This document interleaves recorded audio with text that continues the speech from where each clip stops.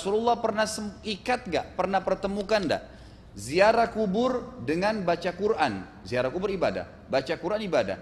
Pernah gak Nabi baca Quran di kuburan? Itu tanya. Gak ada riwayat Nabi SAW pernah baca Al-Fatihah untuk orang mati atau baca di ayat Al-Quran. Datangkan dalilnya coba. Datangkan dalilnya coba. Datangkan dalilnya coba. Tidak ada satu hadis pun menjelaskan masalah itu. Tidak ada satu hadis pun menjelaskan masalah itu. Tidak ada satu hadis pun menjelaskan masalah itu. Lalu kenapa Anda buat?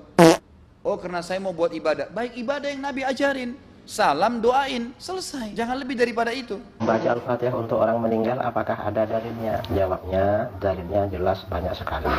Pertama, hadis dari Ibnu Umar. Ibnu Umar radhiyallahu anhu maqal, sami'tu an-nabiy sallallahu alaihi wasallam yaqul, aku mendengar Nabi sallallahu alaihi wasallam bersabda, idza mata ahadukum fala tahbisu. Apabila salah seorang kamu meninggal dunia, maka jangan kamu tahan. Wa asri'u bihi ila qabri. Segerakan kamu antarkan dia ke kuburannya.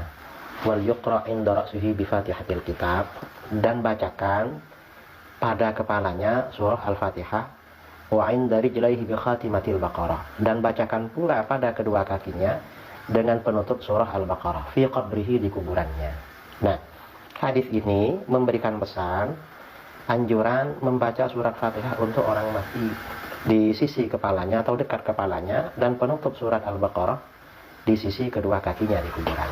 Rawahu Tabrani fil Mu'jamil Kabir, hadis riwayat At-Tabrani dalam Al-Mu'jam Al-Kabir. Qala Al-Hafidz Ibnu Hajar Al-Asqalani fi Fathil Bari, Al-Hafidz Ibnu Hajar berkata, bi isnadin hasan, sanad hadis ini bernilai hasan. Kemudian hadis berikutnya, an Ummi Afif an-Nahdiyah radhiyallahu anha qalat, Ummi Afif an-Nahdiyah radhiyallahu anha berkata, bay'na Rasulullah sallallahu alaihi wasallam hina bay'an nisa. Kami telah membaiat kepada Rasulullah SAW ketika beliau membaiat kaum wanita. Fa akhadha 'alaihinna alla tuhadditsna ar-rajul illa mahraman. Lalu Rasulullah SAW mengambil janji kepada kaum wanita agar mereka tidak berbicara kepada laki-laki kecuali mahramnya. Wa amarna an naqra'a 'ala mayyitina bi Fatihatil Kitab.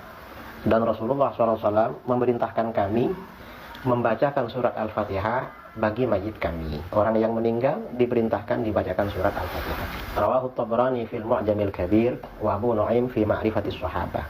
Hadis riwayat At-Tabrani dan Abu Nu'aim. Kemudian dalam hadis lain, an Ibnu Abbas radhiyallahu anhuma, anna Nabiy sallallahu alaihi wasallam qara'a 'alal jinazah bi Fatihatil Kitab. Nabi sallallahu alaihi wasallam membaca surat Al-Fatihah bagi jenazah, orang yang meninggal. Rawahu Tirmidzi wa Ibnu Majah. Hadis riwayat At-Tirmidzi dan Ibnu Majah. Wa shahhahahu Al-Albani. Kata Al-Albani hadis ini sahih, dan Albani ini Wahabi saudara. An Ummi Syarik Al-Ansariyah radhiyallahu anha. Kemudian hadis dari Ummi Syarik radhiyallahu anha qalat, Ummi Syarik berkata, amarna Rasulullah sallallahu alaihi wasallam an naqra'a 'alal jinazah bi Fatihatil Kitab. Rasulullah sallallahu alaihi wasallam memerintahkan kami untuk membaca surat Al-Fatihah bagi jenazah, bagi orang yang meninggal dunia. Rawahu Ibnu Majah, hadis riwayat Ibnu Majah. Nah, hadis-hadis ini dan masih ada hadis-hadis lain itu memang merupakan dalil pesan agar kita baca Fatihah untuk orang yang meninggal. Baik dibaca ketika sholat jenazah atau dibaca ketika tidak sholat, tapi baca Al-Fatihah di luar sholat maksudnya.